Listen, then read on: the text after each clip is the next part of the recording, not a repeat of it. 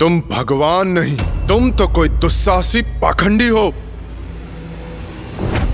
जो हमारे प्रभु होने का ढोंग कर रहा है। दुस्साहस तो तुम कर रहे हो सूर्यदेव, अपने भगवान जलंधर को पाखंडी बुलाकर।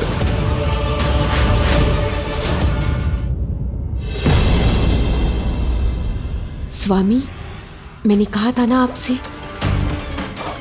कि सभी देवता आपसे भेंट करने अवश्य आएंगे। यही सही समय है, इन्हें अपना परिचय दे दीजिए। बता दीजिए इन्हें कि आप कौन हैं। उचित कह रही हो वृंदा, महादेव नहीं, सर्वश्रेष्ठ जलंधर हूं मैं, जलंधर हूं मैं, जलंधर हूं मैं। तुम सबका वास्तविक भगवान, आज से तुम्हारा वास्तविक शिव, और यह है मेरी पत्नी साक्षात शक्ति। जलंधर, तो इसी को लेकर प्रथम पूज्य गणेश जी, ब्रह्मदेव और ऋषि अगस्त ने महादेव से अपनी चिंता व्यक्त की थी। और यह वास्तविक कैलाश जो आज तक संसार की दृष्टि से छिपा हुआ था। किसने बनाया इन्हें शिव और शक्ति? ये हो क्या रहा है यहाँ? विश्वास नहीं हो रहा ना तुम्हें, किंतु इसमें तुम्हारा कोई दोष नहीं। उस मायावी शिव ने अपनी शक्ति दिखाकर, अपना क्रोध दिखाकर तुम्हारे मन में भ्रांति उत्पन्न कर दी और तुम उसका विश्वास करने में विवश हो गए, अंधे भक्त बन गए। साधारण देवता हो ना, भूल करना तुम्हारी पहचान है, किंतु तुम्हारा भगवान होने के नाते तुम्हारे सभी दोष, सभी भूल क्षमा करने के लिए तैयार हूं, किंतु उसके लिए तुम सबको मेरी शरण में आना होगा। इसका दुस्साहस तो सभी सीमाएं लांघ चुका है। ओम जलंधराय नमः, ओम जलंधराय नमः, ओम जलंधराय नमः का जाप कर यज्ञ की आहुति दो। बंद करो ये अनर्गल प्रलाप। कल तुम्हारा जन्म हुआ है और आज तुम महादेव का स्थान लेने चले हो। अद्वितीय मूर्खता है ये। तुम्हें ज्ञात भी है कौन है महादेव? अनादि अनंत अविनाशी है महादेव। हमारे, तुम्हारे और सभी के भगवान है महादेव। शिव को भगवान मानना तुम्हारी विवशता थी, समझ सकता हूं मैं, किंतु अब तुम्हारा वास्तविक भगवान तुम्हारे समक्ष खड़ा है। चिंता मत करो, मैं सगोरी शिव से तुम्हारी रक्षा करूंगा। बस मेरी पूजा करो, मेरा मंत्र जपो, मुक्ति पा जाओगे उस मायावी शिव की माया से।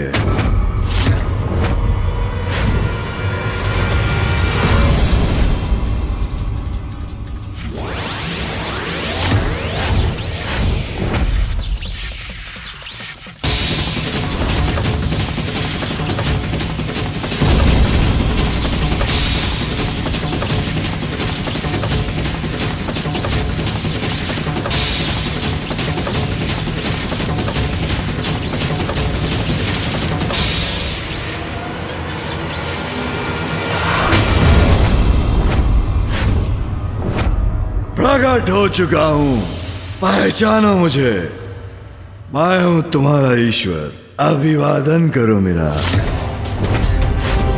ओम जलंधराय नमः का जाप करो, कल्याण होगा। जाओ, जाकर मंथन करो, अपने भीतर का सत्य उजागर करो और लौटकर मेरे शरणागत बनो, उसी में तुम्हारा उद्धार निहित है।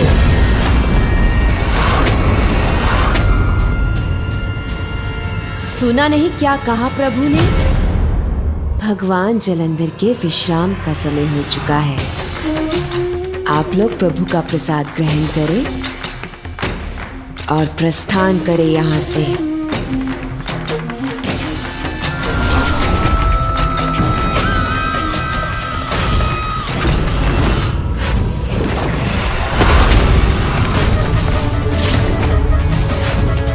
सेविका,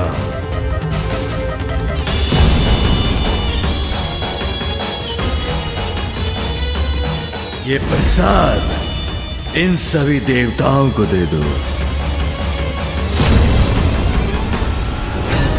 ओम जलंधराय नमः, ओम जलंधराय नमः, ओम जलंधराय नमः, ओम जलंधराय नमः, ओम जलंधराय नमः, ओम जलंधराय नमः। ये प्रसाद और भगवान जलंधर के चरणों के पुष्प प्राप्त कीजिए। हटाए सब जगह को। हमें शीघ्र महादेव के पास जाकर सूचित करना चाहिए। कौन है ये पंडित जो इतना दुस्साहस कर रहा है? अब महादेव ही समाधान करेंगे इस समस्या का, वो ही दंडित करेंगे इसे।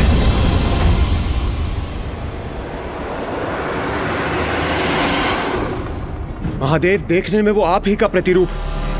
हाँ प्रभु, और वो स्वयं को वास्तविक ईश्वर कहता है। स्वयं को ईश्वर कहता है? उसका इतना दुस्साहस! इतना ही नहीं प्रभु, उसने अपने लिए कैलाश के प्रतिरूप का भी निर्माण कर लिया। अब वही उसका निवास होगा। हाँ पिताश्री, कैलाश का वो भद्दा और भड़कीला प्रतिरूप तो हमने भी देखा है। इतने स्वर्ण आभूषणों और रत्नों से लदा हुआ है वो कि कोई भी उसे चाह कर भी अनदेखा नहीं कर सकता। कैलाश तो वो पावन स्थान है जहाँ भोग विलास की किसी सामग्री का कोई स्थान नहीं। भक्ति की सरिता बहती है यहाँ। कैलाश का प्रतिरूप करने वाला उसका इतना मर्म भी नहीं समझ सका। प्रभु, कौन है ये दुष्ट उद्दंड पाखंडी जलंधर? देवराज इंद्र, आपका अहंकार जिसके जन्म का कारण है, अंततः आपकी उससे भेंट हो ही गई। ये क्या कह रहे हैं महादेव? इंद्रदेव है उसके जन्म का कारण? देवराज पर छोड़ी गई मेरी क्रोधाग्नि का प्रतिफल है जलंधर।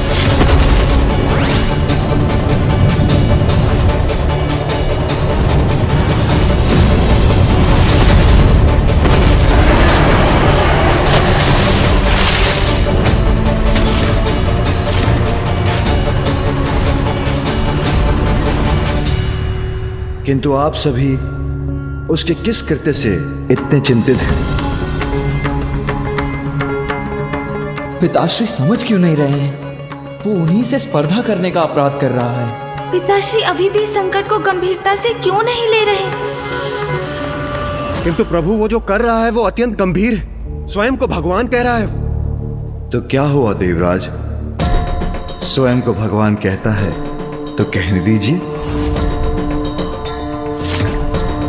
कुछ भी कहने से असत्य क्या सत्य हो जाता है? संसार मुझसे ही जन्म पाता है और अंत में मुझ में ही समा जाता है। सर्वज्ञात है मेरा ये सत्य, इसलिए असत्य कितना भी कोलाहल मचा ले, किंतु सत्य को लेश मात्र भी प्रभावित नहीं कर सकता। पिताश्री, असत्य का गहन अंधकार व्याप्त होने पर भी सत्य का प्रकाश अवश्य उजागर होता है, किंतु असत्य संसार को भटकाता है और विनाश का, पीड़ा का एवं कष्ट का कारण बनता है। पिताश्री, जलंधर को यदि रोका ना गया तो उसके इस असत्य का दुष्प्रभाव अवश्य होगा। प्रभाव होगा, अवश्य होगा। जब सभी देवता शिव के स्थान पर आपकी प्रार्थना करेंगे तो शिव पर भी इसका प्रभाव अवश्य पड़ेगा। पिताश्री, मेरा विचार है कि समस्या अभी जन्म ले रही है और समस्या के आरंभ में ही उसका अंत करना उचित है। हाँ, किसी किसी का भी स्वयं को भगवान घोषित करना बहुत बड़ा अपराध, किंतु ये जलंधर की प्रारंभिक भूल है। कदाचित इसीलिए महादेव उसको दंड न देकर सुधरने का अवसर देना चाहते हैं। हमें सावधान रहना होगा प्रभु, क्योंकि शिव और उसके परिवार वाले आपको एक बहुत बड़ी समस्या घोषित कर अपने मायावी और कपटी उपायों से आपका अंत करने का प्रयास करेंगे। किंतु देवताओं पर शिव का एकाधिकार अब आप ही प्राप्त करेंगे, क्योंकि आप अति बलशाली हैं और गुरु शुक्राचार्य ने आपको अष्ट सिद्धियां प्रदान की हैं, जिससे आप अपराजय हो गए हैं और आपका अंत कोई नहीं कर सकता। आज जलंधर स्वयं को ईश्वर की पहचान बताकर अपना स्थान बना रहा है। कल वो अपने इस परिचय का अधिकार भी जताएगा और जिसके लिए वो सबसे उनके अधिकार छीनने का प्रयास भी करेगा। इससे पूर्व कि वो सबके लिए संकट उत्पन्न करे, हमें उसका दमन करना ही चाहिए। यही तो दुविधा है पुत्र। उसने संसार के लिए संकट बनने का संकेत दिया अवश्य, किंतु वो अभी संकट बना नहीं है। संकट है तो समाधान भी अवश्य है। महादेव जलंधर को नष्ट कर इस संकट को जड़ से ही मिटा सकते हैं। हाँ पिताश्री, मैं गणेश से पूर्णतः सहमत हूँ। मैं आपसे निवेदन करता हूँ पिताश्री, अब हम सभी को इस चिंता से मुक्त कीजिए। संसार की सुरक्षा कीजिए, नष्ट कर दीजिए उसे, मिटा दीजिए जलंधर की पहचान को ही। आप मात्र ईश्वर की पहचान नहीं, आप तो स्वयं ईश्वर हैं प्रिय बलश्रेष्ठ। स्मरण रखिए, महादेव होने का जन्म सिद्ध अधिकार है आपका, और जो भी उसमें बाधा बनेगा उसका दमन कर अपना ये अधिकार स्थापित करना, ये आपका कर्तव्य है। किंतु गणेश, अपने कृत्य से जलंधर ने स्वयं को प्रमाणित कर क्या किया है? मात्र स्वयं को ईश्वर ही तो घोषित किया है उसने। पिताश्री तनिक रुकिए, अब मैं आप सभी को सरलता से एक कथा के माध्यम से समझाता हूँ। आप सभी ने ऊंट और उसके स्वामी की कथा तो अवश्य सुनी होगी। एक बार एक यात्री मरुस्थल के मार्ग से यात्रा कर रहा था। रात्रि हुई तो उसने शिविर लगाया और विश्राम करने लगा, किंतु शीत बहुत थी, जिसके कारण बाहर खड़ा ऊंट बार बार शिविर के भीतर अपना शीश डाल रहा था। ये देखकर उसके स्वामी को उस पर दया आ गई और उसने ऊंट को शिविर में उसका शीश छुपाने की अनुमति दे दी। सर्वप्रथम ऊंट ने अपना शीश भीतर किया, फिर धीरे धीरे अपना शेष शरीर भी भीतर ले जाने लगा और कुछ समय बाद ऊंट तो शिविर के भीतर था और उसका स्वामी शिविर के बाहर। इसलिए मैं कह रहा हूँ, उसने केवल आज स्वयं को ईश्वर घोषित किया है, किंतु कल वो आपके सभी स्थानों, सभी लोकों में बलपूर्वक प्रवेश कर आपसे आपका सब कुछ छीन लेगा। कुछ लोग शरणागत बनकर आते हैं, जिन्हें शरण भी देनी चाहिए, किंतु जैसे ही वो अपनी जीवन शैली, अपने विचार, अपना धर्म उन पर ही थोपने लगे जिन्होंने उन्हें शरण दी है, तो उनको उनका स्थान दिखाना आवश्यक हो जाता है। जलंधर तो शरणागत बनकर भी नहीं आया, अपितु वो तो हम सभी को शरणागत बनाने के विचार से आया है। इसलिए पिताश्री, यदि समय रहते हमने जलंधर को नहीं रोका तो वो सबके लिए संकट बनकर उभरेगा।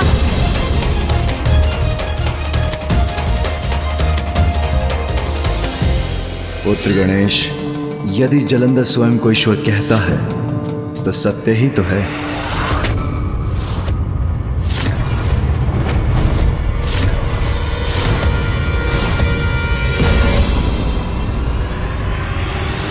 प्रिय बलश्रेष्ठ, सभी देवताओं को आदेश देकर उन्हें अपने समक्ष नतमस्तक होने पर विवश कर दीजिए।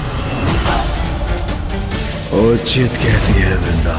मेरे भगवान जलंधर का तिरस्कार करने का तू साहस करे, वो तुझ देवता, ये मुझे कदापि स्वीकार नहीं। अब देवताओं को ज्ञात होगा, मेरे बलश्रेष्ठ सबसे श्रेष्ठ है, भगवान है, वो समस्त संसार को अपने अधीन करेंगे।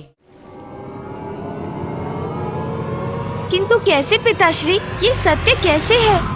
मेरा अंश तो सभी में है। मैं कार्तिकी में हूँ, मैं उमा में हूं, प्रत्येक शिला में हूं, प्रत्येक नदी में मैं हूं। वायु, जल, अग्नि, पृथ्वी और आकाश अर्थात समस्त सृजन के आधार सभी पंच तत्वों में मैं ही तो हूं। मैं सूर्य में हूं, मैं चंद्र में हूं, संसार के सभी चराचर जीवों में मैं हूं। और मैं सभी में हूं तो मैं जलंधर में भी हूं। मेरा अंश उपस्थित है उसमें, तो वो असत्य कहां कह रहा है? किंतु महादेव, नहीं, स्वयं को ईश्वर घोषित करना इतना बड़ा अपराध नहीं कि उसे दंड दिया जाए। मैं अपना निर्णय ले चुका हूं और उस पर सार्थक हूं। जब तक जलंधर कोई ऐसा अपराध न करे जिससे संसार को हानि हो, मैं उसे कदापि दंडित नहीं करूंगा। किंतु महादेव,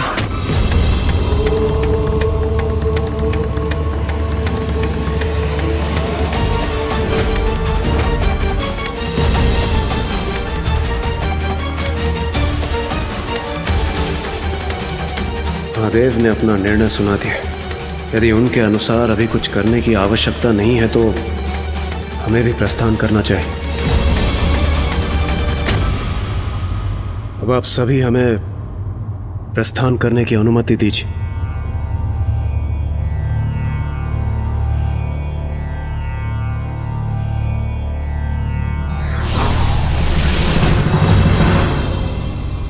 गणेश, यदि महादेव जलंधर को लेकर चिंतित नहीं है तो कदाचित हमें भी अपनी चिंता त्याग देनी चाहिए। अब हमें प्रस्थान करना चाहिए।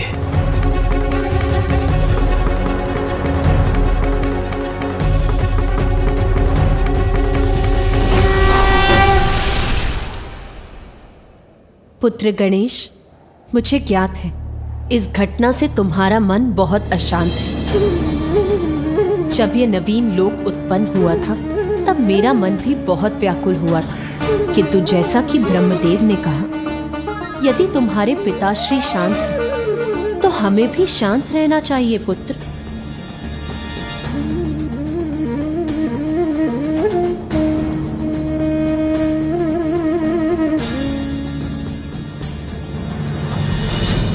जगत पिता है पिताश्री। अच्छे बुरे, देव दानव, यक्ष किन्नर, गंधर्व, मनुष्य सभी चर अचर जीव उनकी संतानें हैं। और जगत पिता तो अपनी सभी संतानों को समान दृष्टि से देखते हैं, इसलिए तो वो सर्वोच्च हैं। किंतु भैया, मुझे आभास हो रहा है कि जलंधर अवश्य कोई बड़ा महासंकट प्रस्तुत करने वाला है। हाँ भैया, हमें उसके प्रति सतर्क रहने की आवश्यकता है।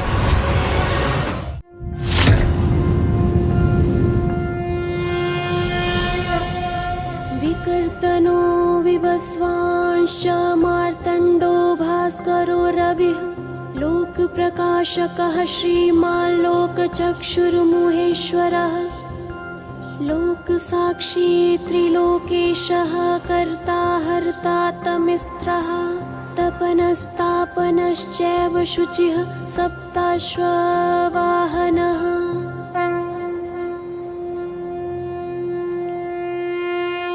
देवी संज्ञा, मेरा दिवस, मेरे कार्य का आरंभ तुम्हारे द्वारा मेरी आरती से ही होता है। स्वामी, जीवन का आरंभ आपसे ही होता है।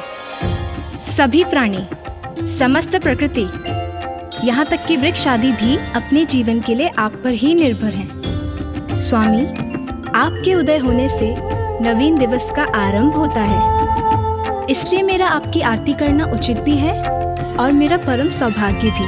सत्य कहा तुमने प्रिय। अब हमें जाना होगा।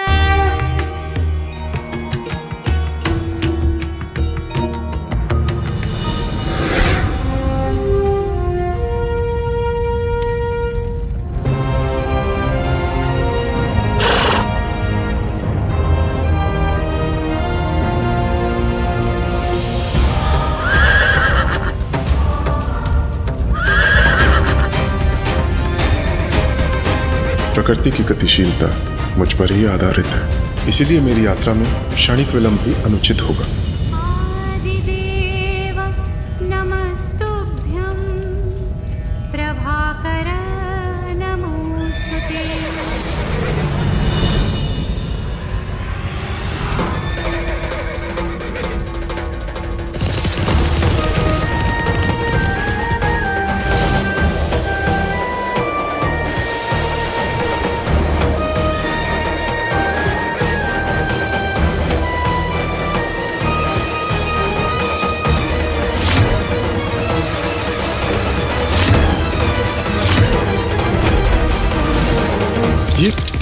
ये क्या आ गया मेरे समक्ष?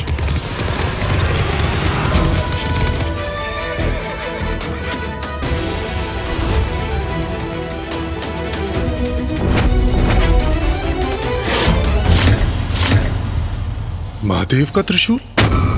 किंतु महादेव का त्रिशूल मेरा और मेरे प्रकाश का मार्ग क्यों बाधित कर रहा है?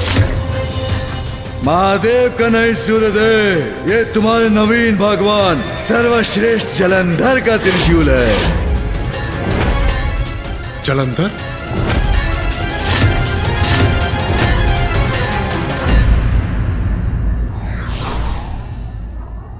संकट को सामने देख हमें किसी भी प्रकार की शीघ्रता नहीं करनी चाहिए, अपितु सोच विचार कर कोई भी कदम उठाना चाहिए।